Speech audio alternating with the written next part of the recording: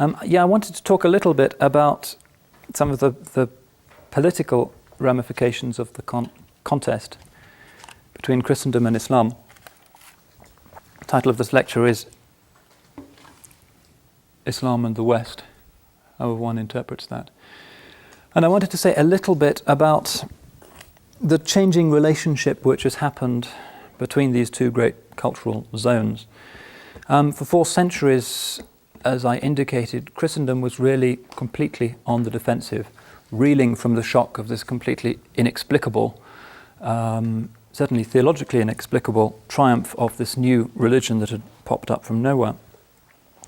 And the only area really where Christian territory was retaken by Christianity from Islam was the very northern fringes of Spain. Of all of the areas overrun by the companions of the Prophet and their pupils, Spain is the only area that has since been lost to the world of Islam. So we find in northern Spain, the kingdom of Asturias is established, the first independent Christian state in Spain following the Arab conquest.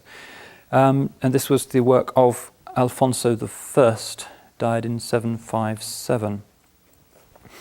Followed by the end of the next century with the establishment of the kingdom of Leon. This is happening, as it were, at the top left-hand corner of Spain. Something is happening also in southern France, much of which has been under Muslim rule. So we find the city of Narbonne returning to Christian hands in 751. And this little nibbling at the edges, very insignificant in terms of the whole of the world of Islam, started to convince Christians that the Muslims were not invincible and that perhaps some kind of ideology of Christian revanchism, of the pushing back of the frontiers of this strange new phenomenon was possible. And much of the development of early European literature cannot be understood except against this cultural background. Most obvious and frequently cited case of this is the great Chanson de Roland, the Song of Roland, which was composed, it seems, sometime in the 10th or the 11th century, but which relates to Charlemagne's ill-fated expedition to the then Muslim city of Saragossa in 778. And this chanson, in various versions, remained right at the center of the European literary canon for some time, in fact, well into the Renaissance. And its ethos really explains to us the twofold European response to the world of Islam. On the one hand, the absolute hatred of it as a rival or heretical religion, and on the other hand, the kind of admiration and envy of an enormously successful, prosperous, more populous, more economically and scientifically and intellectually advanced civilization. So you have this kind of almost schizophrenia in the early medieval European mind. And it's paralleled in some ways by what's happening today in the Muslim world, where you see a lot of Muslims equivalently horrified by the triumph of the West.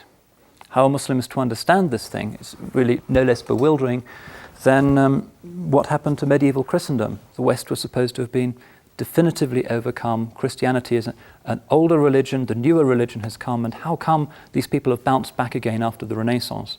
It's a real puzzle for the Muslim mind. So you find this dislike of the West as this rival, highly successful ideology. And at the same time, you find amongst a lot of Muslims a kind of admiration or envy for the West's administrative, military, scientific prowess. So there's a kind of interesting mirror image there.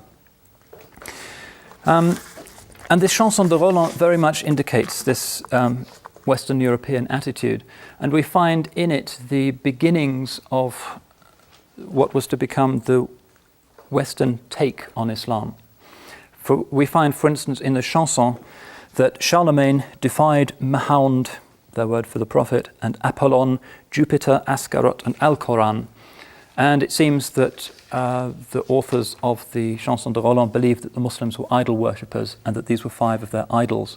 And there's a passage in some versions of the of the song where we find in the great mosque in Valencia there's a huge golden idol which has 2 ruby eyes. So we find a militancy in the Chanson de Roland, but significantly it's still a tale of Christian defeat. the story is when the Muslims attacked the baggage train of Charlemagne's army as he was retreating across the Pyrenees and inflict a defeat on the Christians. So it's a kind of rather wistful, ironic kind of thing for Europeans to be singing about. They're kind of celebrating something but also commemorating a Christian defeat. And if you look at the Chanson de Roland, you'll find that it's not a terribly religious document. And the fact that later on wars between Christians and Muslims took on a very bitterly theological and polemical dimensions should not obscure the fact that in the earlier period, wars between Muslims and Christians were really almost ad hoc things and were scarcely more significant than were wars between Christians or between Muslims. In Spain, there was a very powerful later ideology of holy war against Muslims, bringing in St. James as the strange archetypal warrior for the cross against the wicked Moors. But this is a later thing, and earlier generations of Christians in Spain didn't see that they had to regard Muslims in that light.